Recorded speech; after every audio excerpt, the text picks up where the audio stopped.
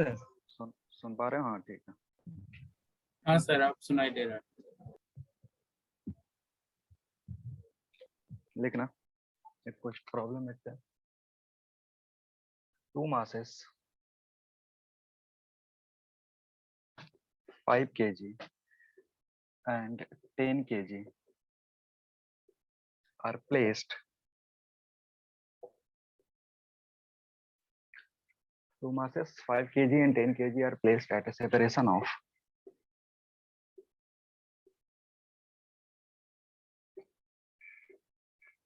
1 meter. Find distance of 5 kg and 10 kg from center of mass of the system.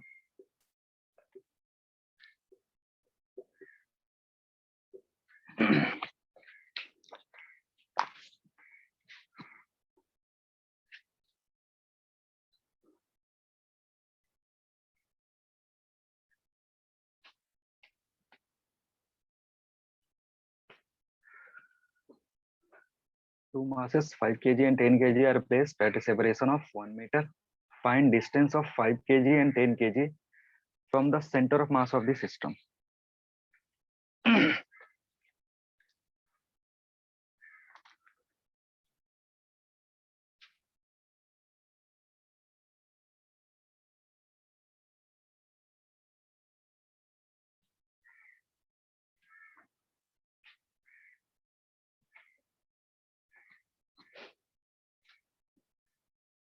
होगा? हाँ sir. Sir 5 centre of मास से 5 kg का distance है 2/3 metre और 10 kg का distance है 1/3 मीटर। देखते हैं।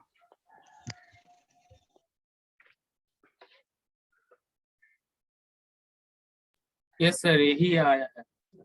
हाँ सर। ठीक है, चलो देखते हैं। तुम्हारे पास एक 5 और एक 10 kg है। ठीक है, इनके बीच का जो सेपरेशन है वो दिया हुआ है तुमको कितना? 1 मीटर। कह रहा है जो सेंटर ऑफ मास है वहां से इन मासेस का डिस्टेंस कितना होगा। तो एक छोटा सा कंसेप्ट और याद रख सकते हो, नोट में ये लिख सकते हो। कल एक चीज बताया था मोमेंट मास मोमेंट के बारे में, एक और कंसेप्ट लिख सकते हो। दोनों सेम ही चीज है, दोनों आइडेंटिकल चीज है, बस कहने का तरीका अलग होता है। होता क्या है कि मास moment of each particles in a system about center of mass sums up to 0.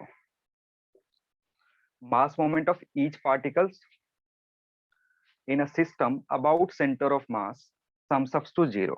ये पिछले वाले का कहने का जो तरीका है, थोड़ा सा इसको चेंज किया गया। पिछले वाले केस में क्या था, ये सेंटर ऑफ मास जो है उसका मोमेंट बराबर होना चाहिए किसके? Sum of mass moment of each particle. ठीक है, उसी को दूसरे तरीके से कहा गया। इस बार जो भी तुम्हारा ओरिजिन है उसको शिफ्ट कर दे रहा हम कहाँ पे? सेंटर ऑफ मास पे। अगर ओरिजिन को कहाँ शिफ्ट कर दे? सेंटर ऑफ मास पे शिफ्ट कर दे, तो बस कहने का तरीका थोड़ा सा चेंज हो जाता है कि अगर उस ओरिजिन के रेस्पेक्ट में देखोगे सारे पार्टिकल का mass moment, then it will give a sum of 0। मतलब सारे का एडिशन करोगे कितना हो जाएगा? 0 हो जाएगा। तो इस मेथड से भी कर सकते हो इस पर्टिकुलर प्रॉब्लम को सॉल्व। मान लो इधर कहीं होगा तुम्हारा सेंटर ऑफ मास, यह है तुम्हारा सेंटर ऑफ मास। तो अगर इसको R1 मानते हो, this will be your R2। ये अगर R1 है, इसको तुम R2 लिख सकते हो। और इस मेथड को यूज करके, ये जो चीज यहाँ लिखा हुआ है, अगर इसको यूज करके देखोगे तो you can write M1 R1 plus M2 R2 कितना होना चाहिए? 0 होना चाहिए। M1 R1 plus M2 R2 क्या होगा? 0 होगा। लेकिन वही साइन कन्वेंशन का ध्यान देंगे। अगर देखो इधर की तरफ जो भी लेंथ है अगर उसको नेगेटिव में मेजर कर रहे हो तो आगे वाले को क्या मेजर करोगे, पॉजिटिव में मेजर करो। पॉजिटिव में। तो यहाँ पे जब वैल्यू पुट करेंगे तो ये जो वेक्टर लगा सकते हो R1 R2 वेक्टर, तो दिस विल बी M1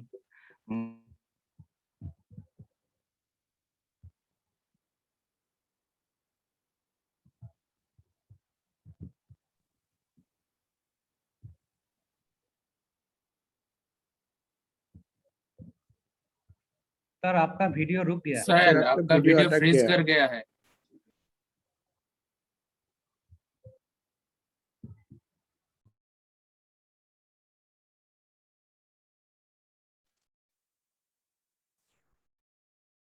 दिख रहा है बोर्ड। हाँ सर। हाँ sir.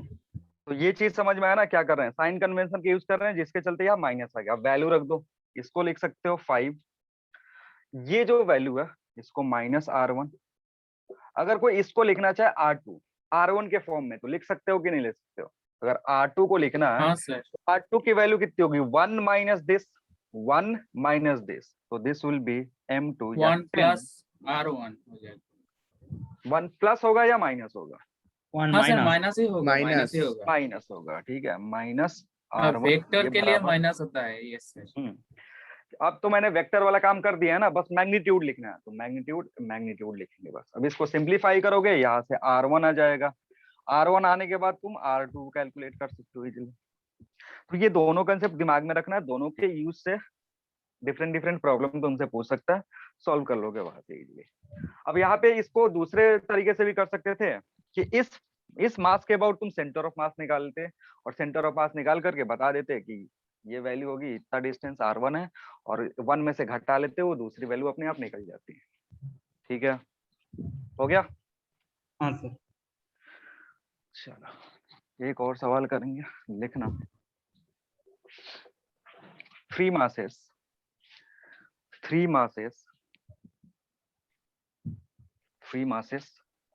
M, 2M and M, three masses M, 2M and M are placed at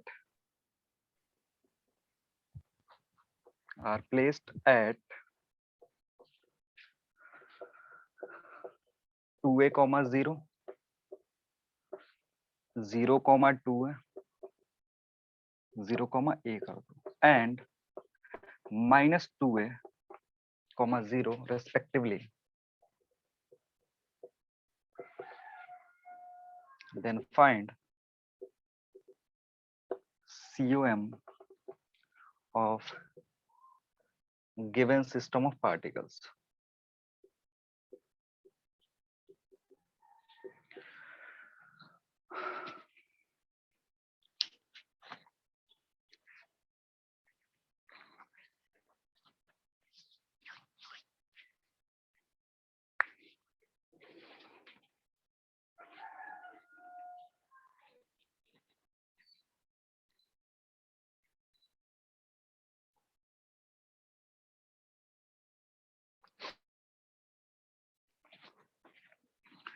इसके लिए तुम्हें पहले कोऑर्डिनेट सिस्टम बनाना पड़ेगा, क्योंकि अगर तुमको दे दिया ये XY और इधर XY दिया हुआ है, इसका मतलब वो एक particular frame of reference follow करके और उस पे मासेस को अरेंज किया हुआ है, तो हम भी उसे फॉलो करेंगे और उसी के अनुसार सॉल्व करेंगे।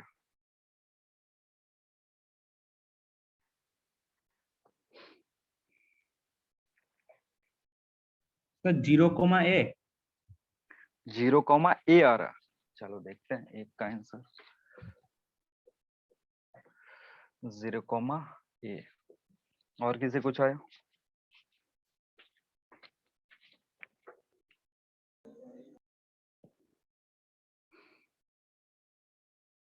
सब लोग कैलकुलेट करेगा।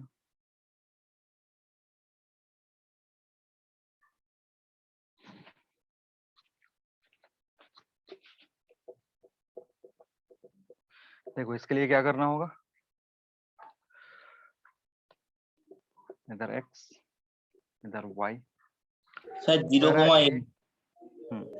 एक मास रखा हुआ हाँ सर 2A, 0,8। 0 पे कितना m, ठीक है, इधर रखा हुआ एक -2a, 0 पे एक दूसरा मास रखा हुआ है, दैट इज ऑल्सो m, और 0, a पे एक मास रखा हुआ है 2m, यानी 3 मासेस यहाँ रखा हुआ है।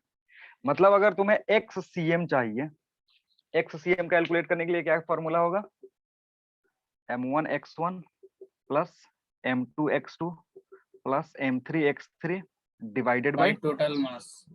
Total mass summation m। ठीक तो है, 0,a/2 आएगा, वो मैंने 2a कर दिया था। कौन सा 2a कर देते इसको, हाँ चलो देखते हैं। हाँ सर, 0,a/2 a/2, चलो ठीक है, 0,a/2 कर देते हैं। समझो यहाँ पे क्या हो रहा है कि ये जो मास है ये कहाँ रखा हुआ है, अगर इसको 1 मानते हैं, 1 2 3 ऐसे चलते हैं, this is your 1, this is your 2, this is your 3।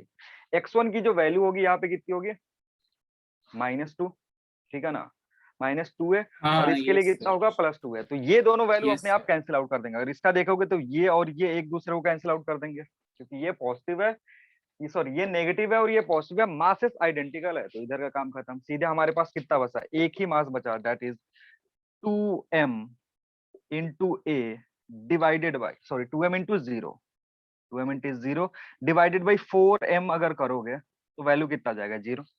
यानी xcm जो भी इस सिस्टम का है वो कहाँ पे है, ओरिजिन पे कहीं होगा। xcm, x कोऑर्डिनेट तुमने निकाल लिया, इट विल बी 0। ठीक है, अब नेक्स्ट काम क्या हमारा, नेक्स्ट काम है y निकालना। अब y निकालोगे, y निकालना और भी ज्यादा सिंपल है, क्योंकि ये 0 हो गया और ये 0 हो गया, इधर ये 0, इधर ये 0, तो YCM अगर कैलकुलेट करना चाहोगे तो बस तुम्हें किसका जरूरत है, m2 y2 divided by summation of masses. 1 और 3 क्यों नहीं लिख रहा है, क्योंकि यहाँ पे y1 0 है, यहाँ y3 0 है, उसका पहले ही काम खत्म हो गया 0 के होने चलते। तो यहाँ पे सिंप्लीफाई करोगे, 2m into y2 की जगह a divided by total mass कितना, 4m, so it will B a/2, 0, मतलब ये यस इधर सर, पे यस इसका सर। का ही सेंटर ऑफ मास होगा। ठीक है, ये जो पॉइंट है 0, a/2, ये तुम्हारा सेंटर ऑफ मास है for the given system of particles. Clear है, यस ठीक सर, है। Yes sir. हाँ सर। अब देखो कभी कभी क्या होता है, जैसे हमने पिछले क्लास में पढ़ा था कि जो सिमेट्रिकल ऑब्जेक्ट है उसका सेंटर ऑफ मास तुम डायरेक्टली बता सकते हो। जो भी सिमेट्रिकल ऑब्जेक्ट है उसका सेंटर ऑफ मास अगर ज्योमेट्रिकल तुमसे सेंटर पे पूछेगा होता है। कि हाँ, ज्योमेट्रिकल सेंटर पे जियोमेट्रिकल होगा, सेंटर में होगा। ठीक है। अब क्या होता है, कभी कभी उनके उसके कॉम्बिनेशन से प्रॉब्लम तुम्हें दे देगा। जैसे बहुत सारे सिमेट्रिकल बॉडीज को कंबाइन करके एक बॉडी बनाया, एक सिस्टम बनाया, और उस सिस्टम का सेंटर ऑफ मास अगर हमसे पूछ रहा है तो फिर कैसे कैलकुलेट करेंगे। ठीक है, जैसे कुछ एग्जांपल दे रहे हैं, लिखना, find centre of mass of the given shape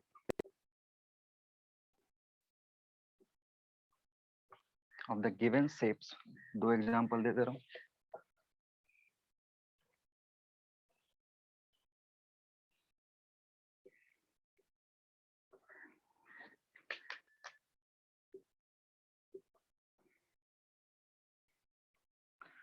ये तुम्हारा x कोऑर्डिनेट, ये y कोऑर्डिनेट, ये जो लेंथ है this is your 6 metre, and ये जो लेंथ है ये है तुम्हारा 8 मीटर, और यहाँ पे ओरिजिन है। यहाँ पे क्या कर रहा है, 2 रॉड को अरेंज करके ऐसे रखा हुआ है ताकि वो क्या बना रहा है, एल शेप बना रहा है। और एल शेप में ये जो पोर्शन है उसका 6 मीटर, ये जो पोर्शन है उसका लेंथ कितना है, 8 मीटर। तो तुमसे पूछ रहा है ये जो शेप बन रहा है इसका सेंटर ऑफ मास कहाँ होगा। एक और फिगर देंगे, बी है टी शेप्ड फिगर।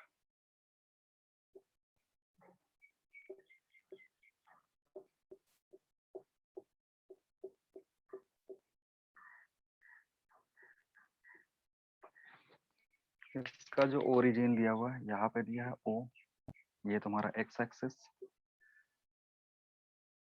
इधर की तरफ y एक्सिस। मैं इसका लेंथ दे रहा हूँ 2 सेंटीमीटर, 2 सेंटीमीटर, 8 and 6, ये है 2 सेंटीमीटर।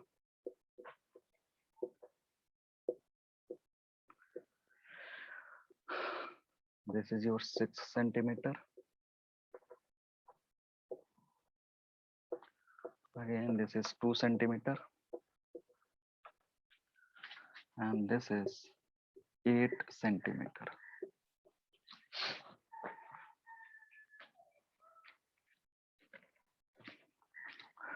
तो अगर इस तरीके का कुछ क्वेश्चन दे दिया तुमसे तो कैसे सॉल्व करेंगे इसको?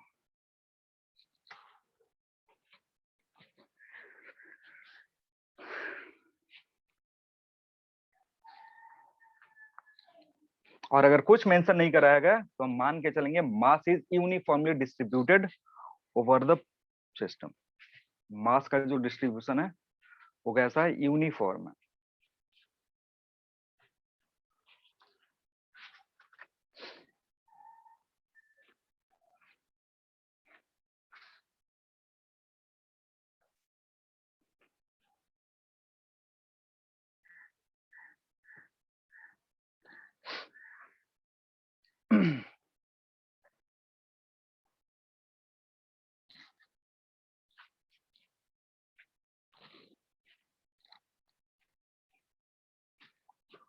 समझे?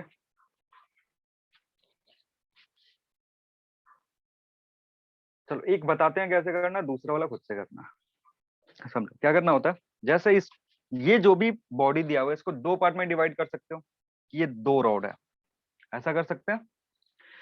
हाँ सर। ये एक रॉड है और ये एक रॉड है, इसको दो पार्ट में डिवाइड कर देंगे। तो ये जो 8 मीटर वाला रॉड है इसका जो सेंटर ऑफ मास होगा कहीं इधर होगा, हाँ ये कि सर नहीं? मिडिल में। मतलब इस पूरे रॉड को हम रिप्लेस कर सकते हैं। अगर इसका डायग्राम बनाओगे, आइडेंटिकल डायग्राम, मैं इसी पे करूंगा, लेकिन तुमको क्या करना है, अगर इस पूरे शेप को हम रिप्लेस करें तो हम क्या कर सकते हैं, इस रॉड को हटा करके, इस रॉड को हटा करके यहाँ पे एक मास रख सकते हैं। कितनी दूरी पे? 4 मीटर की दूरी पे। मतलब इस पूरे रॉड का, ये जो 8 मीटर का रॉड था, इस इसके पूरे मास को उठा करके कहाँ हम रख सकते हैं? इसके सेंटर ऑफ मास पे। तो अगर सेंटर ऑफ मास पे रखोगे मतलब यहाँ रखोगे। कितना मास? अगर इसका इसका जो भी तुम्हारा ये डेंसिटी है, अगर वो कांस्टेंट है तो you can say it as 8 lambda.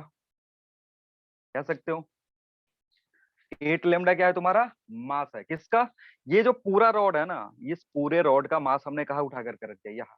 तो अभी ये रॉड नहीं रह गया, ये क्या हो गया? पॉइंट मास बन गया। Point mass. सारी बात समझ में है? और 8 लैम्डा क्या है? 8 लैम्डा इसका टोटल मास है, where lambda is linear mass density. So इसको तुम m1 बोल सकते हो। ठीक है, वही काम हम किसके साथ करेंगे? दूसरे वाले रॉड के भी साथ करेंगे। तो दूसरा वाला रॉड को हटाएंगे, कहाँ पे रख देंगे? यहाँ से 3 मीटर की दूरी पे ले जाकर के रख देंगे। और इसका जो मास होगा it will B 6 lambda which is m2। समझ में आया? Yes sir.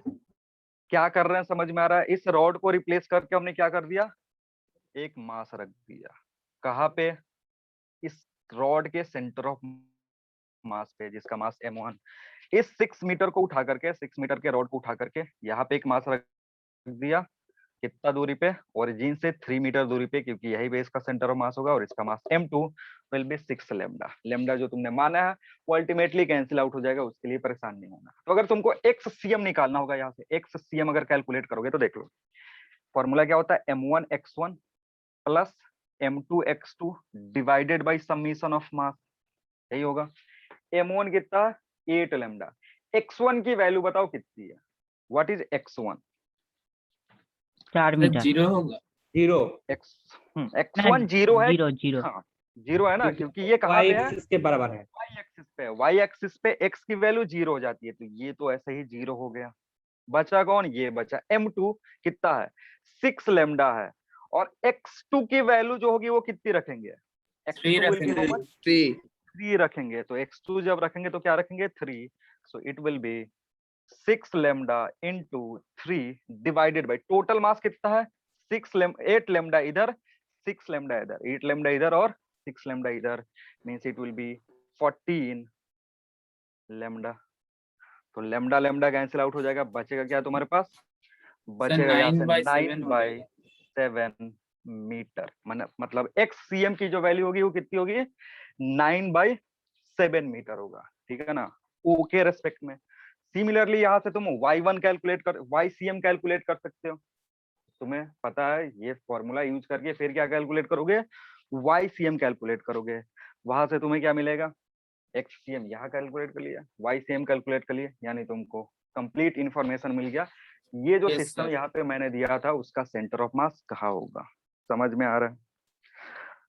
अब इसमें इसमें गलती क्या होता है ना, इसमें बच्चे गलती क्या कर देते हैं, इस रॉड का मान लेते हैं कि अच्छा 4 मीटर है और इसका है 3 मीटर, तो ऑप्शन 3 मीटर और 4 मीटर वाला जो होता है उसको टिक कर देते हैं। ऐसे नहीं करना है, उसको पहले पॉइंट मास में कन्वर्ट करेंगे, जो भी मास दिया हुआ है उसको पॉइंट मास में कन्वर्ट करो, फिर उसका सेंटर ऑफ मास पता करके, ठीक है, वहां पे रख दो उसको, और वहां से फिर पार्टिकल वाला फॉर्मूला लगा करके कैलकुलेट करेंगे।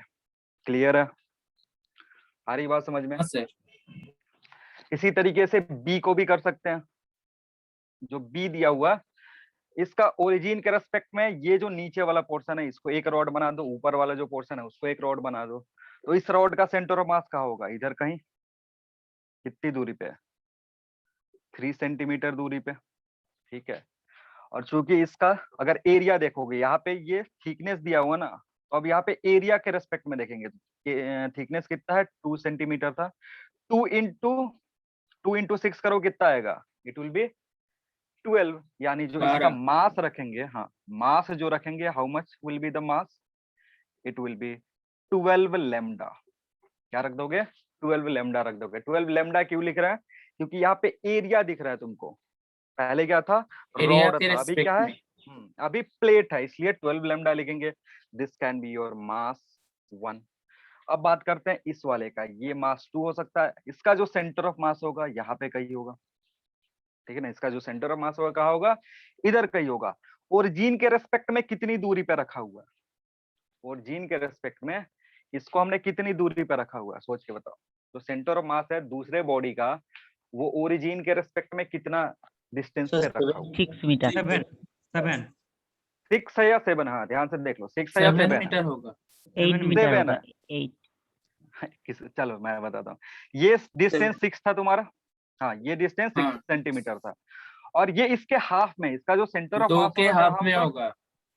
2 के हाफ में, यानी तुम 1 ये ऐड करोगे तो जो टोटल डिस्टेंस होगा ओ से इस सेंटर ऑफ मास का वो कितना होगा, 7 होगा। यानी इस सारे बॉडी को, ये जो बॉडी था इसको रिप्लेस करके एक पॉइंट मास यहाँ पे रख सकते हो, जिसका मास m2 जो होगा इट विल बी 16 लैम्डा। 16 क्यों लिख रहा हूँ, समझ में आ रहा है, हाँ, इसका 8 है पहले से। 8 इंटू 2 कहाँ, 8 इंटू 2 कर रहा है, ये जो लेंथ है इसको डायरेक्टली तुम लिख सकते हो 7 सेंटीमीटर। 7 सेंटीमीटर क्यों लिख रहे हैं, सबको समझ में आ रहा है। ओरिजिन के रेस्पेक्ट में। अब यहाँ पे जो XCM है वो निकालने का जरूरत नहीं है, इस पर्टिकुलर क्वेश्चन में देखोगे तो तुम्हें XCM निकालने का जरूरत नहीं है, XCM can be directly written as 0, क्योंकि ये भी कहाँ रखा हुआ है, इसका x कोऑर्डिनेट 0 है, इसका भी x कोऑर्डिनेट 0 है, क्योंकि उसको रखा कहाँ है, y एक्सिस पे ही रख दिया। अब बात करते हैं YCM का, तो YCM का फॉर्मूला लगा दो, m1 x1 plus sorry m1 y1 plus m2 y2 divided by m1 plus m2, ये फॉर्मूला लगाओगे, इसका सेंटर ऑफ मास का y कोऑर्डिनेट तुम्हें पता चल जाएगा। किसी कोई कंफ्यूजन, समझ में आ रहा है, हाँ सर। बता दे इसको। ठीक है, सर हाँ बोलो। सर इसका तो सर एक्स में तो थोड़ा ये थोड़ा होगा कैसे होगा बताओ, सर, वो टी वाला का राइट में थोड़ा था। हाँ टी वाले का राइट में जो था ना, ये कितना है, 8 सेंटीमीटर है तुम्हारा, ठीक है, ये 8 सेंटीमीटर है, और ये तुम्हारा एक्स एक्सिस है, ये वाई एक्सिस है, इसका सेंटर ऑफ मास यही पे आ रहा है, ये लेंथ दोनों सेम है। डायग्राम जो मैंने बनाया था उसमें थोड़ा हो सकता है कि छोटा बड़ा दिखे, लेकिन टी शिप में ये जो जितना लेंथ होता है उतना ही लेंथ ये होता है। तो इसका जो सेंटर ऑफ मास है इस वाले बॉडी का, वो कहाँ है, वाई एक्सिस पे ही है। अगर वाई एक्सिस पे है तो एक्स कोऑर्डिनेट कितना होगा, 0। 0। आ गया समझ में। तो ऐसे बहुत सारे बॉडीज का कॉम्बिनेशन दे सकता है, जैसे एक और कर सकते हो, थर्ड, एक डिस्क है, डिस्क से एक रॉड लगा हुआ है,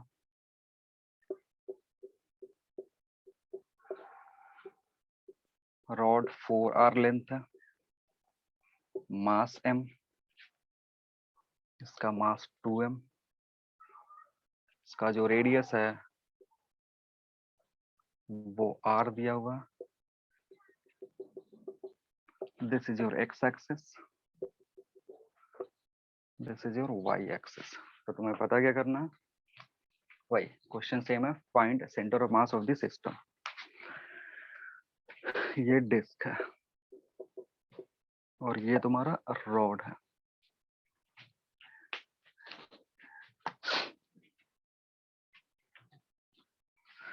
अगर इस सिस्टम का बोल रहा है बताओ सेंटर ऑफ मास कहाँ होगा, कैलकुलेट कर पाओगे? ओरिजिन कहाँ है, पहले ये देख लो, ओरिजिन कहाँ है? इसके सेंटर पे, जो डिस्क है सेंटर में उसके है। सेंटर पे। हाँ, यानी उसी के रेस्पेक्ट में तुमको बताना है कि जो तुम्हारा सेंटर ऑफ मास होगा वो कहाँ होगा।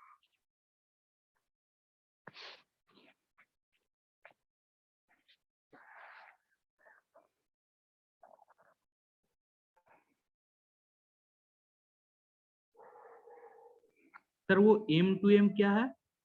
मास। मासेस है, हाँ। m मास है इसका रॉड का, और 2m मास है डिस्क का।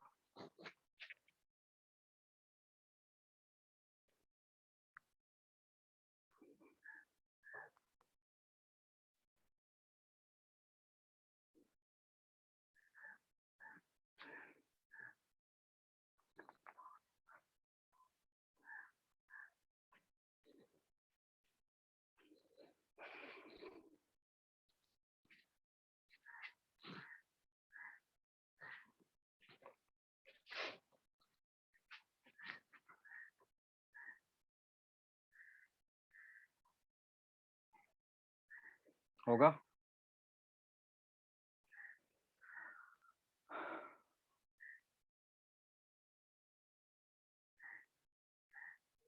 सर R,0 पे होगा। r,0 आ रहा।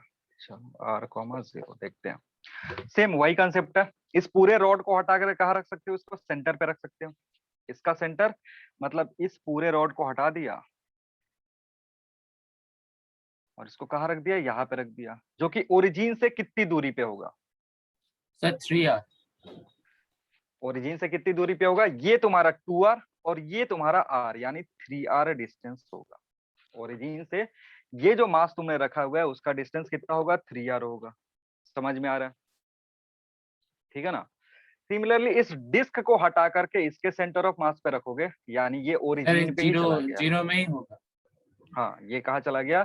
0 में ही चला गया, यानी जो दूसरा बॉडी था वो यहीं पे रह गया और इसका ये 0 हो गया। 0,0 इस पे देखोगे तो इसका जो कोऑर्डिनेट है वो है 3r,0 और इसका मास कितना हो गया? m, इसका मास है 2m। जो भी डिस्क था, रॉड था, उसको हमने कन्वर्ट कर दिया कि इसमें पॉइंट मासेस में। अब फॉर्मूला लगा दो, फॉर्मूला है XCM YCM, तो यहाँ पे अल्टीमेटली 0 हो 0 हो जाएगा। जाएगा। YCM कैलकुलेट करने की जरूरत नहीं है, XCM कैलकुलेट करना है तो 0 2m प्लस इंटू 3r। 0, हाँ और इधर m into 3r divided by total masses कितनी है? 3m है। ठीक है, यस सर।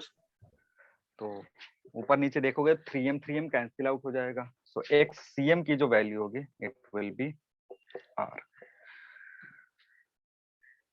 ठीक है, यानी जहां पे डिस्क और रॉड को हमने ज्वाइन करा था वहीं पे इस गिवन सिस्टम का क्या होगा? सेंटर ऑफ मास होगा। आ रहा है सबको समझ में? हटा दे इसको। हाँ सर। अच्छा, तो ये हो गया ऐसे सिस्टम ऑफ पार्टिकल्स अगर दिया हुआ है तो उसके लिए हम कैलकुलेट कर सकते हैं। डिस्क्रीट सिस्टम अगर दिया हुआ है तो फॉर्मूला है हमारे पास XCM निकालने का, YCM निकालने का। अब अगर तुमको कंटिन्यूअस सिस्टम दे दिया, जैसे कंटिन्यूअस सिस्टम अगर दे रहा है तो फिर उसका कैसे निकालते हैं, उसको कैसे कैलकुलेट करते हैं? तो लिखना सेंटर ऑफ मास ऑफ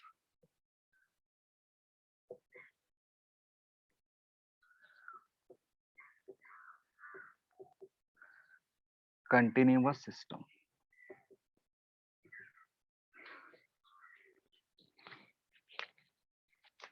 जैसे ये कोई बॉडी है, अब इसका जो मास है वो क्या है? पूरा मास इस पे डिस्ट्रीब्यूटेड है, मतलब इसका टोटल मास अगर m है पूछ रहा है इस गिवन बॉडी का सेंटर ऑफ मास बताओ। अब यहाँ पे M1 M2 M3 M4 करके ऐसा नहीं दिया हुआ है, एक बॉडी दिया हुआ है, एक लंप दिया हुआ है, मास m, कह रहा है इसका सेंटर ऑफ मास बताओ इस कोऑर्डिनेट सिस्टम के रेस्पेक्ट में। ये तुम्हारा x, ये तुम्हारा y, ठीक है। तो तुम्हें कैलकुलेट क्या करना है, तुम्हें बेसिकली कैलकुलेट करना RCM वेक्टर। अब RCM वेक्टर कैसे कैलकुलेट करेंगे, कहाँ पे होगा, कितना होगा। तो हमने पिछले वाला जो केस था डिस्क्रीट वाला, उसी से हम क्या करेंगे, हेल्प लेंगे। अब ये जो बॉडी बना है ये डिफरेंट डिफरेंट पार्टिकल से मिलके बना होगा। ये जो भी बॉडी हाँ है ये क्या मिलके बना है, छोटे छोटे पार्टिकल से मिलके बना है। सारे पार्टिकल को ऐड कर दो, ये Yes, पूरा sir. बॉडी मिल जाएगा। तो हम क्या करेंगे ना, यहाँ से r डिस्टेंस दूरी पे जा करके एक छोटा सा मास काटेंगे dm, ठीक है। और इसका अगर तुम निकालोगे, इसका अगर कैलकुलेट करोगे, इसका कैलकुलेट करना चाहते हो वेक्टर, सॉरी क्या बोलते हैं उसको, मोमेंट, तो इस पार्टिकल का जो मास मोमेंट होगा वो कितना होगा, r vector into dm, vector DM. r vector dm। ऐसे बहुत सारे पार्टिकल्स है इस पे, यहाँ पे पार्टिकल, यहाँ पे, यहाँ पे, यहाँ पे बहुत सारे Yes, पार्टिकल sir. है। उनका सबका सम करोगे, उनका सबका सम करोगे तो कितने के बराबर होता है, मैंने बताया था। अगर उनका सबका सम करोगे and if this is your RCM, यहाँ पे कहीं RCM है तुम्हारा, दिस इज योर RCM, तो ये बराबर होता है RCM इंटू m, बराबर किसके होगा, मास मोमेंट अबाउट सेंटर ऑफ मास बराबर होगा summation of mass moment of all particles. और यहाँ पे कितने पार्टिकल, इनफाइनाइट पार्टिकल। और इनफाइनाइट पार्टिकल को जब सम करते हैं तो हमें किसकी जरूरत पड़ती है, इंटीग्रेशन। इंटीग्रेशन की। यानी इधर क्या लिखोगे, एक का कितना कैलकुलेट करा तुमने, एक का कैलकुलेट करा r vector into RDM. RDM. तो 10 का 20 का 25 का 1 लाख करना होगा तो एडिशन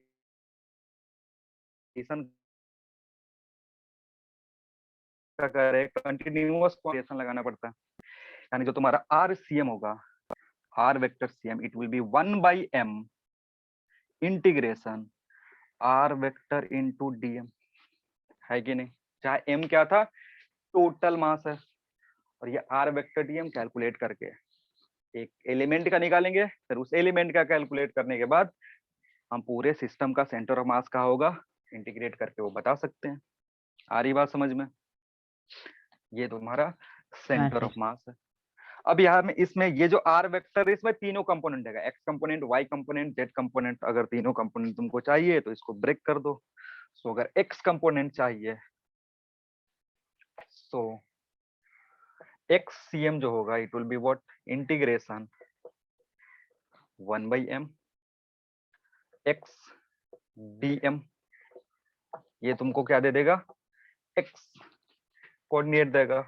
y कोऑर्डिनेट कैसे मिलेगा, YCM will be 1/m integration y dm। यहाँ से तुमको y coordinate of centre of mass मिल जाएगा। और अगर z कोऑर्डिनेट होगा तो z भी कोऑर्डिनेट पुट कर सकते हैं, ZCM is equal to 1/m integration of y and z dm। y की जगह z लिख देंगे, है कि नहीं। तो हाँ, sir. रॉड जो था हमारा, जो भी हमारा रॉड था, उसके ज्योमेट्रिकल सेंटर पे उसका सेंटर ऑफ मास हम इसके हेल्प से प्रूव कर सकते हैं, क्योंकि रॉड जो है वो क्या है, कंटिन्यूअस बॉडीज से मिलके बना है, कंटिन्यूअस पार्टिकल से मिलके बना हुआ है। दैट वो तुम प्रूव कर सकते हो आराम से। जैसे एक प्रूफ कर देना, centre of mass of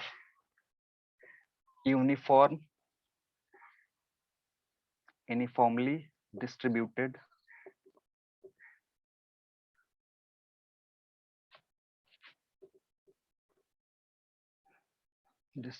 rod. जैसे ये एक रॉड है, रॉड का जो लेंथ है वो तुमको दिया हुआ, इसका लेंथ क्या दिया हुआ, L इसका लेंथ दिया हुआ। यहाँ पे तुम्हारा ओरिजिन है, और चूंकि ये 1D है तो इधर x एक्सिस से ही काम चल जाएगा, y एक्सिस लिखने का जरूरत नहीं है क्योंकि ये क्या है, 1 डायमेंशनल फिगर है। अब इस रॉड का तुम्हें क्या कैलकुलेट करना है, सेंटर ऑफ मास कैलकुलेट करना है। तुम्हें पता है सिमेट्रिक बॉडी है, यूनिफॉर्म डिस्ट्रीब्यूशन है मास का तो L/2 पे होगा, बस मैथमेटिक्स भी उसको प्रूफ करना चाहिए, मैथमेटिक्स भी उसको जस्टिफाई करना चाहिए। तो अगर मैथमेटिक्स से करोगे तो किस तरीके से करोगे समझो। इसमें होता क्या है कि हमने क्या करा, मान लो यहां से x डिस्टेंस दूरी पे जाकर के, यहाँ पे x डिस्टेंस दूरी पे जाकर के हम क्या करेंगे, एक छोटा सा एलिमेंट काटेंगे dx लेंथ का। क्या करा हमने, x डिस्टेंस दूरी पे जाकर के छोटा सा एलिमेंट काटा, ये एलिमेंट काट लिया, और इस एलिमेंट का जो मोमेंट है, जो भी मास मोमेंट है वो कैलकुलेट करेंगे और उसी को इंटीग्रेट कर देंगे तो हमारा काम बन जाएगा। आधी बात समझ में। तो जैसे अगर यहाँ पे देखोगे तो तुम्हें क्या चाहिए, XCM चाहिए। XCM क्या होता है, 1/m, जहां 1/m या m क्या है, टोटल मास है, इंटीग्रेशन x dm। अब तुम्हें यहाँ जरूरत क्या क्या है, देखो इस मास का जरूरत है, ठीक है, x तो तुमने मान ही लिया क्योंकि यहाँ पे जाकर के काटा है, dm की जरूरत है। अब dm जो है ना उस एलिमेंट का मास है, dm क्या है तुम्हारा, एलिमेंट का मास है। तो ध्यान से सुनना, इफ मैं लिख रहा हूं, इफ लीनियर डेंसिटी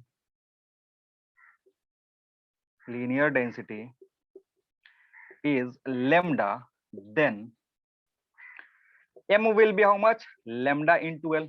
होगा कि नहीं होगा, L lambda, लीनियर डेंसिटी, हाँ lambda into l या l lambda, एंड dm जो होगा it will B lambda into dx। हाँ या ना, मान ले रहे हैं कि Yes, जो भी sir. रॉड है उसका लीनियर डेंसिटी कितना है, lambda है, तो lambda होगा तो जो मास होगा m, it will B how much, lambda into l। जो dm होगा इस एलिमेंट का जो मास होगा वो कितना होगा, lambda into dx होगा। रिप्लेस करेंगे यहाँ पे, लेकिन जब रिप्लेस करेंगे ना तो हमें करना है इंटीग्रेशन। इंटीग्रेशन के लिए हमें जरूरत पड़ती है लिमिट की। तो लिमिट कहाँ से कहाँ तक पुट करेंगे, अब समझो, ये एलिमेंट जो है वो 0 to कहाँ L। काट सकते हैं, यहाँ पे काट सकते हैं या फिर यहाँ पे काट सकते हैं, 0 to L। मैक्सिमम। तो जो लिमिट होगा, अगर O पे कोई काटता तो x की वैल्यू कितनी होती, 0।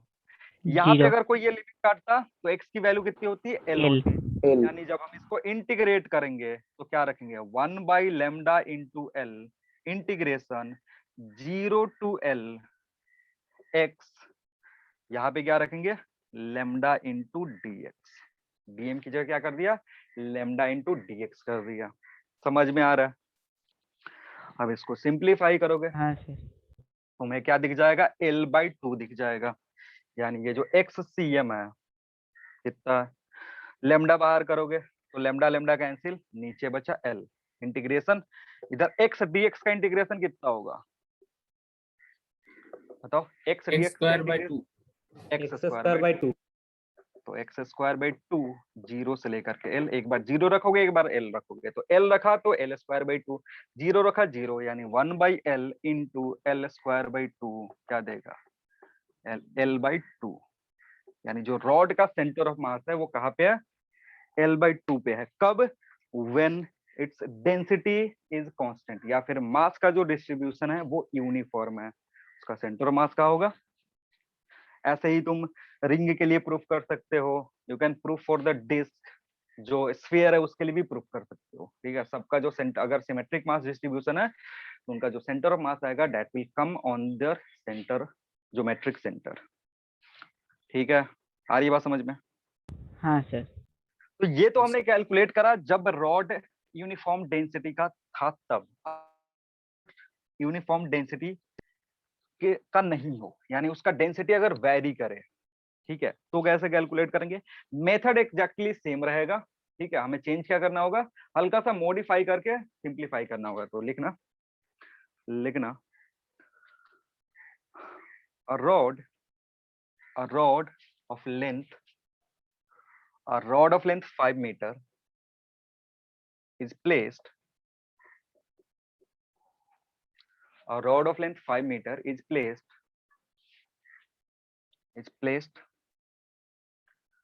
at, is placed as, लिखो as, its geometric center is placed as its geometric center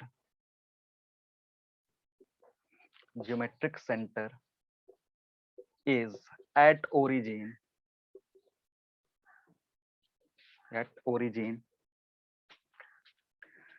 geometric center is at origin, full stop, if density of rod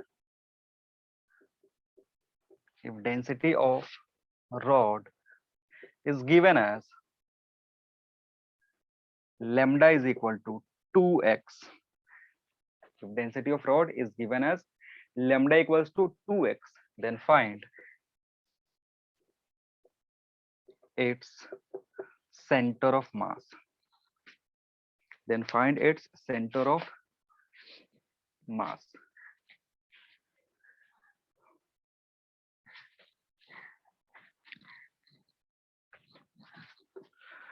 मैं डायग्राम बना दे रहा हूँ कैसा। ये तुम्हारा रॉड है, इसका ज्योमेट्रिक सेंटर इधर का ही होगा, ये x है तुम्हारा, यानी ये 0 0 पे इसका ज्योमेट्रिक सेंटर है। तो तुम्हें पता क्या करना है, तुम्हें पता करना है कि इसका सेंटर ऑफ मास कहाँ होगा। इफ इसका जो लीनियर डेंसिटी है that varies with this relation.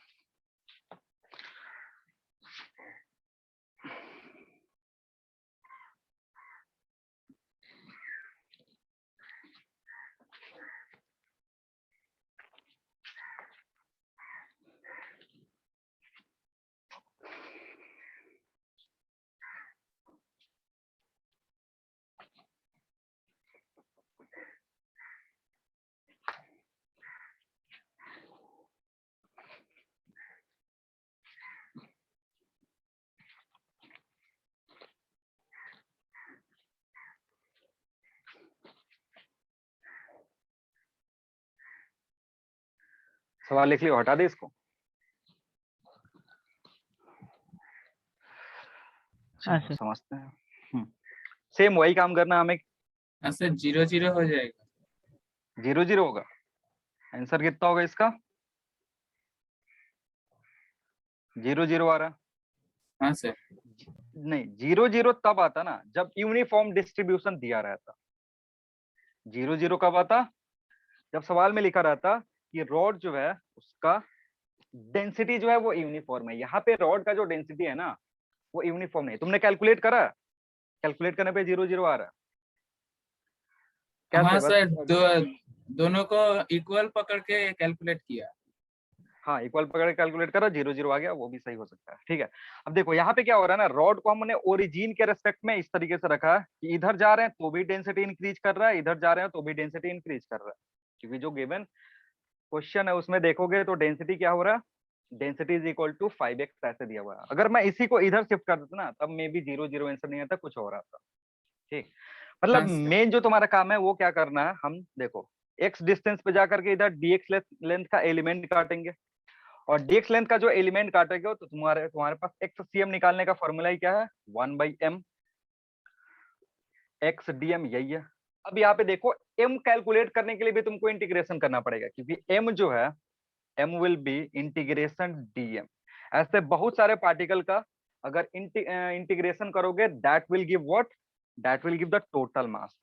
यहाँ पे टोटल मास कैलकुलेट करने के लिए भी हमें इंटीग्रेशन करना पड़ेगा क्योंकि यहाँ पे जो लेमडा है वो वेरी कर रहा है। तो dm जो होगा वो होगा लेमडा इंटू dx होता है, dm का इंटीग्रेशन ये होगा। अब लेमडा की जो वैल्यू थी वो कितना दिया हुआ था, 2x दिया हुआ था। 2x dx कहाँ से कहाँ तक? अब देखो लिमिट जब पुट करोगे तो इधर देखो अभी जो 0 to 5 होगा।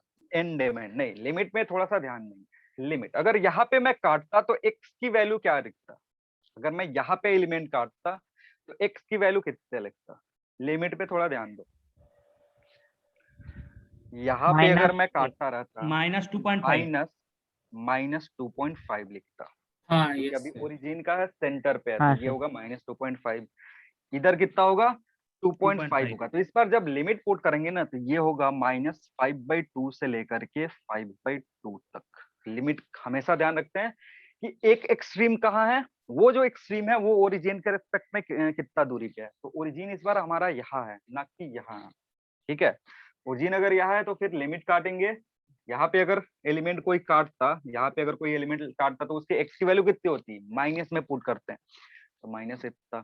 अगर दूसरे साइड देखोगे तो ये वैल्यू। अब यहाँ से तुम क्या कैलकुलेट कर सकते हो, m कैलकुलेट कर सकते हो, वो m यहाँ पुट कर देंगे।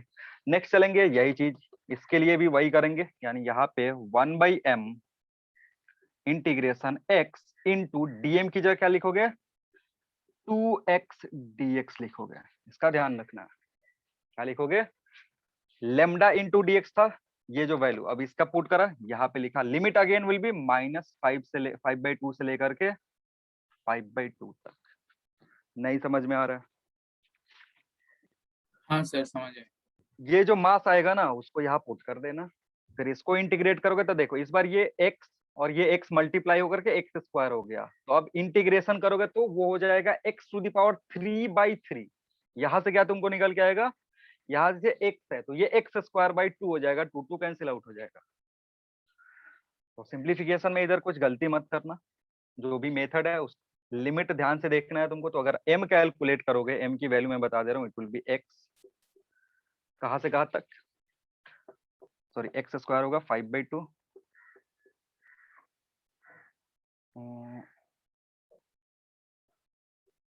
जीरो आ रहा है क्या, 5/2। अगर ऐसे पुट करो तो हाँ वैल्यू सर। एक बार बताओ, जीरो आ रहा है? देखो जीरो इसलिए आ रहा है ना क्योंकि जब हम मास कैलकुलेट करेंगे, समझो जब मास कैलकुलेट करोगे तो एक होता है कि जो रॉड है ना उसको कैसे तुमने रखा है, रॉड का जो डेंसिटी है, अब इधर जब समझ लो यहाँ पे दिक्कत क्या होगा, लेमडा जो है ना वो कितना मैंने दिया हुआ है, 2x ऐसे दिया हुआ था, लेमडा कितना दिया हुआ था, 2x दिया हुआ था। तो जब भी मास कैलकुलेट करेंगे ना, मास टोटल मास कैलकुलेट करना होगा, तो जो माइनस वाला टर्म है उसको मॉड लगा करके रखेंगे। क्यों, समझो क्या बोल रहा हूँ। अगर यहाँ मॉड नहीं लगाओगे तो ऐसा फील होगा ना कि इधर तो डेंसिटी बढ़ रहा है पॉजिटिव में, लेकिन इधर नेगेटिव हो रहा है, इसका मतलब क्या है, मास को रिमूव करना। अगर रॉड को ऐसे कर दोगे कि यहाँ जो भी वैल्यू रखा हुआ है, जैसे इधर अगर बढ़ रहे हो तो इधर पॉजिटिव है, कोई दिक्कत नहीं है। इधर का अगर देखोगे ना तो डेंसिटी जो होगा, मतलब अगर किसी को यहाँ पे निकालना होगा तो डेंसिटी विल बी -4। मान लो ये x की वैल्यू कितनी है, x इज इक्वल टू -2 है, यहाँ से कैलकुलेट करोगे तो डेंसिटी कितना आएगा, -4 आएगा। आ रही बात समझ में? हाँ सर, यस सर। कभी भी रॉड का मास नेगेटिव में हो सकता है, रॉड का जो मास ना है वो सर, कभी नहीं नेगेटिव में हो नहीं सकता है, सर। नहीं हो सकता है। तो इसलिए जब भी यहाँ पे ऐसा कभी क्वेश्चन दे दिया ना जिसमें ओरिजिन को कहाँ ला दिया, सेंटर पे ला दिया, तब जब कैलकुलेशन करेंगे ना टोटल मास का, तो उसको किस तरीके से करेंगे समझ लो ध्यान से। क्या इसको करने के लिए ये जो टर्म है ना, देखो यहाँ से तुम कैलकुलेट करते आता है 0, जो कि गलत हो जाएगा क्योंकि फिर तो ये अनडिफाइंड हो गया। जैसे ही m0 इधर आया क्या हो गया, अनडिफाइंड हो गया। तो इस तरीके का अगर तुमको क्वेश्चन मिले तो इसके सॉल्व करने के दो मेथड है, या तो यहाँ पे मॉड लगा दो, और नहीं तो इसको 2 से मल्टीप्लाई करके यहाँ 0 कर दो। समझ में आ रहा है क्या बोल रहा हूँ? या तो कैसे करोगे, यस जो सर। भी तुमने माइनस रखा है, -5/2 रखा है, अगर इसको डायरेक्टली ले जाकर के यहाँ रख दोगे तो मास जीरो कहने का मतलब इधर वाले मास को ऐड कर रहे हैं, इधर वाले मास को हम घटा रहे हैं, क्योंकि लीनियर डेंसिटी क्या आ गया, नेगेटिव आ गया। ठीक है, तो अगर कुछ ऐसा होगा तो जब भी ओरिजिन को यहाँ सेंटर पे शिफ्ट कर दिया, सेंटर पे शिफ्ट करने का मतलब है लिमिट में, जब इसका कैलकुलेशन करेंगे तभी, जब m का कैलकुलेशन करेंगे तभी लिमिट के बारे में सोचेंगे, और इसको पॉजिटिव रख देंगे। पॉजिटिव क्यों रख रहे हैं, समझ में आ रहा है सबको? हाँ सर। हाँ सर। है ना? तो जब मास कैलकुलेट करोगे ये पॉजिटिव होगा, ये पॉजिटिव होगा, यानी इस बार ये होगा कितना, तो कैलकुलेट जीरो ही करके देखो होगा, कितना रहा। टू जीरो ही टू होगा। वाले टर्म से करो, 2 वाले टर्म से करो, इधर से करो, 2 से मल्टीप्लाई करके 0 सर टू, वहां पर माइनस रहता तो ऐड हो जाता। हाँ वो माइनस नहीं रख सकते ना क्योंकि ये स्क्वायर हो गया, तो जब भी समझ लो, जब भी ऐसा दिया हुआ कि इधर की तरफ आधा पोर्शन ओरिजिन से इस साइड दिया हुआ है 0,0 से, और आधा पोर्शन इस साइड दिया हुआ है, तो एक साइड का मास एक साइड का मास कैलकुलेट करके दूसरे साइड वाला मल्टीप्लाई कर देंगे। तो 0 से 5/2 का हमने कैलकुलेट करा, दूसरे साइड को क्या कर रहे हैं, मल्टीप्लाई कर दे रहे हैं। ठीक है, समझ में आ रहा है आप क्या बोल रहे हैं? इस साइड वाला जो मास है वो हाँ सर। कैलकुलेट करे, और इसी का पोर्शन इधर लगा हुआ है तो इधर मल्टीप्लाई कर देंगे। ठीक है, मल्टीप्लाई करोगे, यानी अब जो इंटीग्रेशन करोगे 2 से मल्टीप्लाई करा, 0 से 5/2 कैलकुलेट करा, फिर इसको जब करोगे तो इट विल बी x² 0 5/2। अब तुमको मास दिखेगा, अब 0 नहीं आएगा।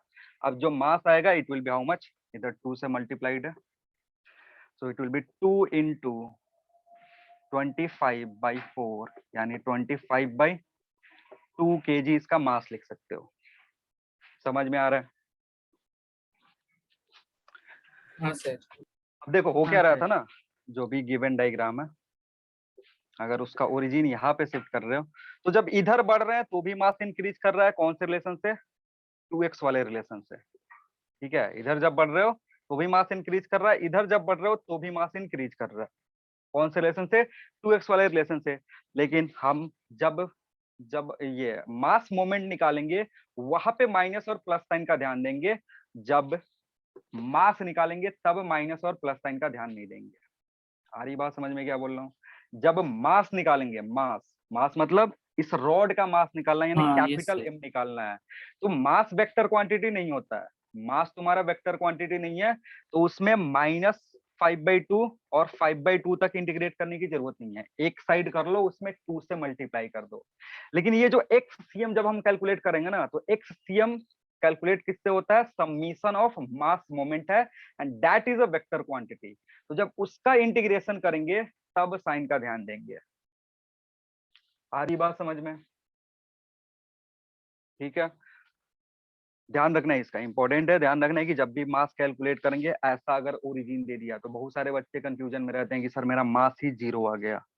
क्योंकि मास 0 क्यों आ गया? क्योंकि मास कैलकुलेशन करते टाइम उसने क्या करा है, वेक्टर लेकर के सॉल्व कर लिया है, जबकि मास क्या है, स्केलर क्वांटिटी है, इधर अरेंज करके रखो या इधर अरेंज करके रखो, उसको फर्क नहीं पड़ेगा। ठीक है, तो ये कैलकुलेट कर लिया तुमने, मास कैलकुलेट करके यहाँ रख दो। ठीक है, अब ये जो इधर साइड वाला टर्म है, क्या इसको जब कैलकुलेट करेंगे तो ये -5/2 रखे कि नहीं रखे? सर रखेंगे रखूंगा, क्योंकि वेक्टर है। तब -5/2 रखेंगे। ये तो एक वेक्टर 5/2 क्वांटिटी रखेंगे है। क्योंकि ये वेक्टर क्वांटिटी है। Yes, x sir. डीएम तुम्हारा क्या है, x DM is a vector quantity. Vector तो क्वांटिटी। अब रखेंगे। ठीक है, कंफ्यूजन क्या था वो समझ में आ गया, क्या क्या दिक्कत हो सकता है वो समझ में आ गया। हाँ सर। सर मास कैलकुलेट करेंगे तो इंटीग्रेशन कैसे करेंगे, क्लियर है, एक साइड का इंटीग्रेशन कर लो, उसमें 2 से मल्टीप्लाई कर दो, ताकि माइनस वाला जो टर्म है वो अपने आप क्या हो जाए, कैंसिल आउट हो जाएगा, कैंसिल आउट हो जाएगा, तुम्हारा मास दिख जाएगा। तो एम की जगह ये रख देंगे, तो इसको मैं हटा रहा हूँ। अब ऊपर वाला जो बच रहा है, एम की जगह एम कैलकुलेट कर लो, तो पुट करोगे इट विल बी 2/25। इधर क्या होगा, -5/2 से लेकर के 5/2 तक करेंगे, 2x² dx है, इंटीग्रेट करोगे 4/25 x³ 3 -5/2 से लेकर के 5/2 तक। अब वैल्यू पुट करो, सिंप्लीफाई करो, देखो क्या आंसर आ रहा है। 5/3 आ रहा है।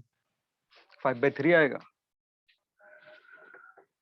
सिंप्लीफाई करोगे 4/25 इधर, 3 को इधर कर सकते हो, 1/3 5/2 क्यूब -5/2 क्यूब।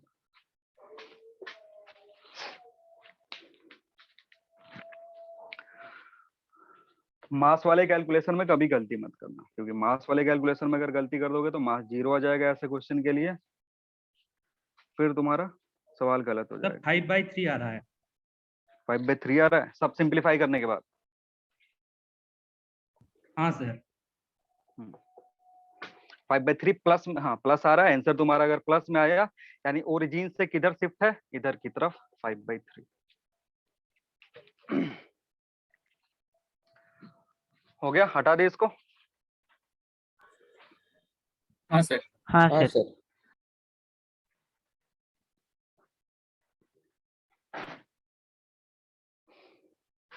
ठीक है।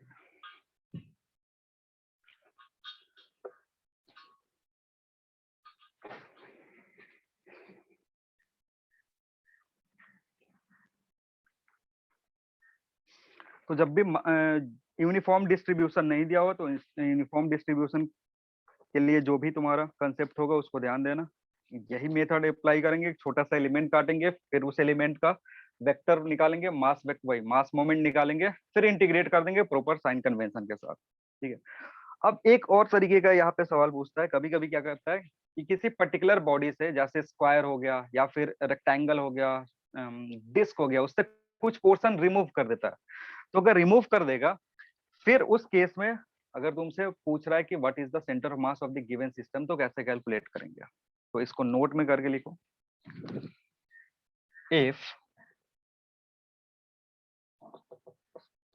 if some part of a given system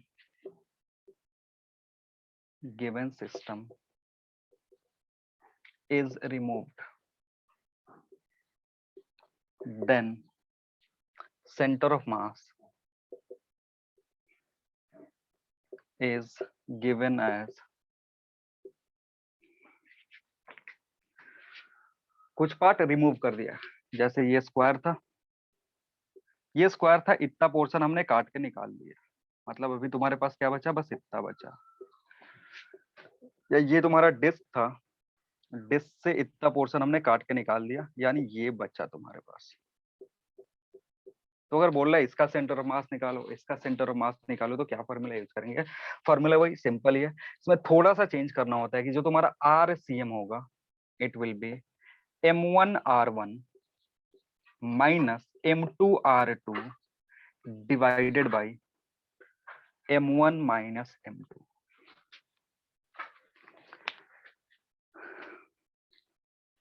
अब यहाँ M1 M2 R1 R2 क्या है उसके बारे में पहले लिख लेंगे। फॉर्मूला में चेंज क्या हो रहा है? यहाँ पे सीधे माइनस ही आ गया, क्योंकि वो पोर्शन काट करके निकाल रहा है। माइनस इधर, माइनस इधर।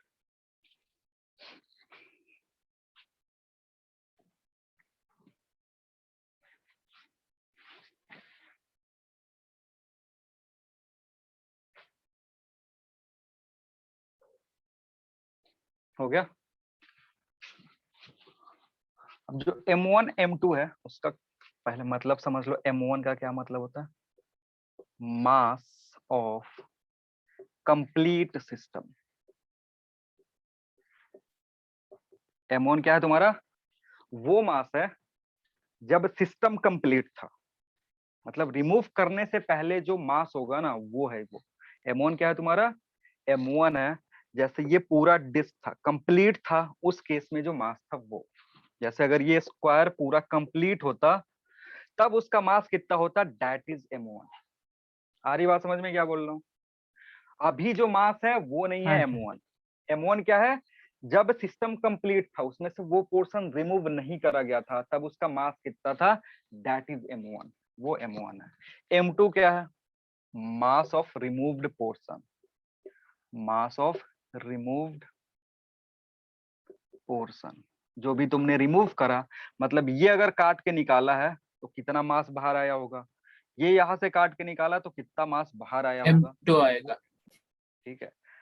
और अगर M1 माइनस M2 करोगे, then you will get what? ये जो है ना, ये है रिमेनिंग मास। काटने के बाद जो मास बचा है सिस्टम का, यानी इसको बोल सकते हो एक तरीके से, इसको बोल सकते हो मास ऑफ द सिस्टम। काट के निकालने के बाद सिस्टम में कितना मास बचा? यही मास तो बचा, M1 माइनस M2। M1 पहले था, M2 काट के निकाल लिए, बचा कितना? M1 माइनस M2 बचा। ये हमेशा नीचे जो डिवीजन होता है that is always total mass, जो सिस्टम का टोटल मास है उसी से डिवाइड होता है। M1 यहाँ क्या था? M1 था टोटल, जब सिस्टम कंप्लीट था उस टाइम का मास। M2 जो रिमूव हुआ। ये फॉर्मूला इस तरीके से यूज करेंगे, ठीक है। इसमें भी एग्जांपल कर सकते हो, यही जो दोनों फिगर दिए थे इसी पे क्वेश्चन कर सकते हो। Find center of mass of the given system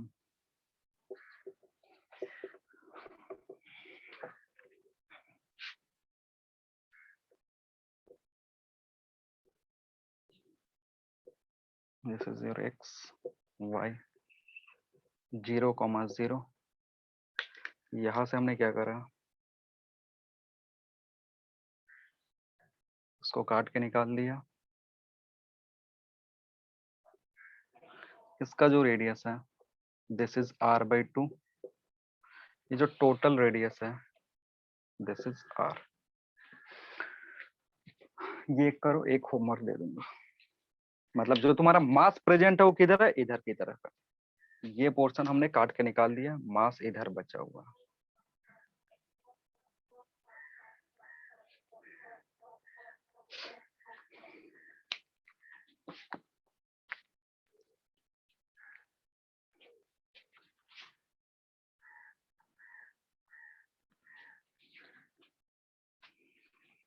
या कंफ्यूजन M1 M2 पे ही होता है, बाकी सारा चीज। R1 जो था वो था सेंटर ऑफ मास इसका, R2 क्या था, सेंटर ऑफ मास इसका।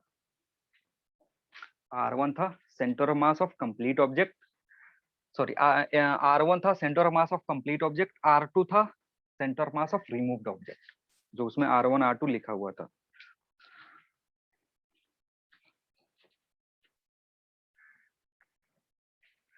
चलो जल्दी से इसको बताते हैं, फिर देखते हैं कैसे। अब देखो, जब भी ऐसा क्वेश्चन तुमको देना तो सबसे पहला तुम्हारा काम होगा M1 पता करना, R1 पता करना, M2 पता करना और R2 पता करना। क्योंकि अगर जैसे ये तुम्हें पता चल जाएगा, तुम क्या कर सकते हो, चीजें कैलकुलेट कर सकते हो। देखो मान लो कि ये जब कंप्लीट होता ना, तो इसका मास होता कैपिटल M। मैंने क्या माना है कि जब ये पूरा सर कंप्लीट होता, ये मतलब ये प्लेट है या स्फीयर है? प्लेट है, डिस्क है, ये दिस इज योर डिस्क, ठीक है। तो अगर ये कंप्लीट होता, डिस्क कंप्लीट होता, उसका मास का मैंने कितना माना है, M माना है। डिस्क अगर कंप्लीट होता तो उसका मास कितना माना, M। अब R1, इस डिस्क का सेंटर ऑफ मास कहाँ होगा, अगर ये डिस्क कंप्लीट होता तो इसका जियोमेट्रिकल सेंटर मास कहाँ, ज्योमेट्रिकल सेंटर, जियोमेट्रिकल मतलब सेंटर में। 0 पे, 0 पे, ठीक है।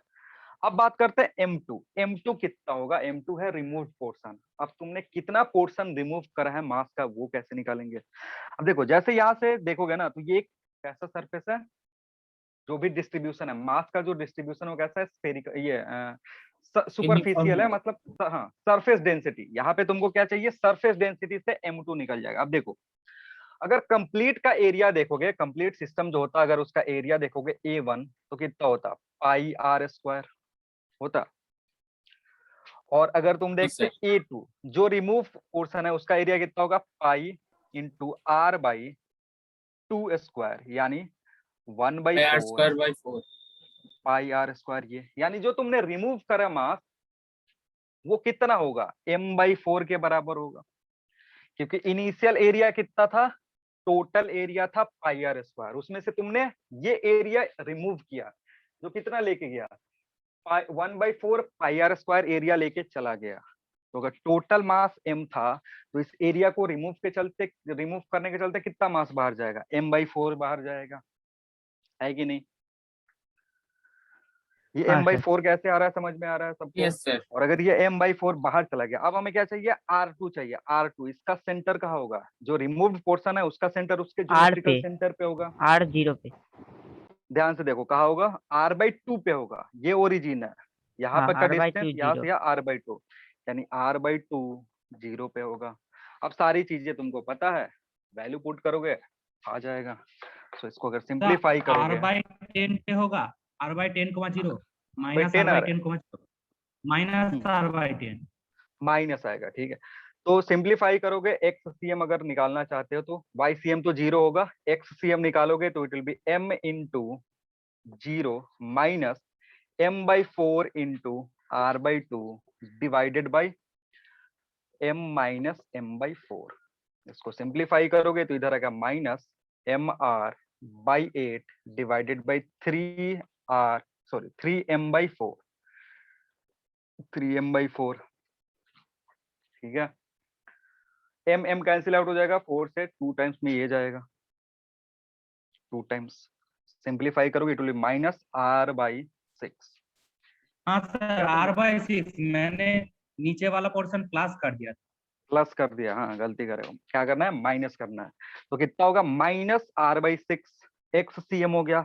YCM sir. निकालने की जरूरत है, YCM निकालने की जरूरत नहीं है, क्योंकि नहीं है। YCM तो नहीं है 0, सर, 0 होगा। ये तुम्हारा X कोऑर्डिनेट, ये तुम्हारा Y कोऑर्डिनेट, कैलकुलेट कर सकते हो। तो जब भी रिमूव पोर्शन का कुछ दिया हुआ हो, ऐसे कैलकुलेट कर सकते हो। एक सवाल दे दे रहे हैं, होमवर्क घर से कर और वो लेना। सर M/4 कैसे, क्या एक बार बता दीजिए। बता दे रहा हूँ, बता दे रहा हूँ।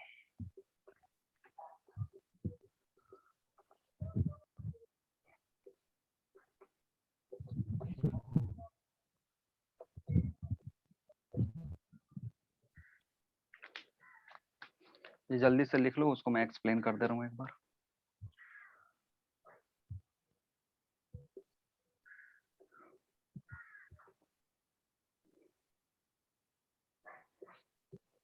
ये एक तुम्हारा प्लेट है, रेक्टेंगुलर प्लेट, जिसका अगेन हमने ये पोर्शन काट के निकाल दिया। अगेन पूछ रहा है centre of mass of the given system. Centre of mass of the given system।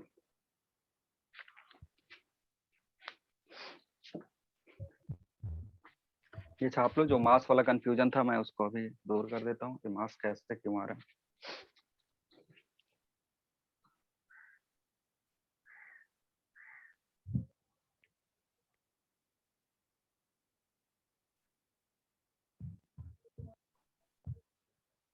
हो गया? हाँ सर। चलो मास सर। वाला समझ लेते हैं जल्दी से। देखो क्या हुआ, ये तुम्हारा डिस्क है, ठीक है, इसका एरिया कितना, पाई आर स्क्वायर, इसका एरिया है पाई आर स्क्वायर, और इसके पे जो मास है वो m है। तो अगर एरिया पाई आर स्क्वायर है तो मास कितना है, m। हमने यहाँ से रिमूव कितना करा, ये पोर्शन रिमूव कर दिया, और जब रिमूव करे हो तो कितना मास एरिया गया, pi r square by 4 area चला गया। तो 1 एरिया होता तो m by pi r square जाता, और तुमने कितना एरिया रिमूव किया, पाई आर स्क्वायर बाई 4। तो यहाँ से कितना जगह m by pi r square into pi r square by 4। So pi r square cancel, बचा कितना m बाई 4 एरिया, यानी ये एरिया तुमने रिमूव करा है, ठीक है ना। और कोई कंफ्यूजन नहीं समझ में आ गया? आज की क्लास Yes, में कोई sir. डाउट? नहीं सर। चलो फिर मिलते हैं नेक्स्ट क्लास में। Thank you everyone. Thank you sir.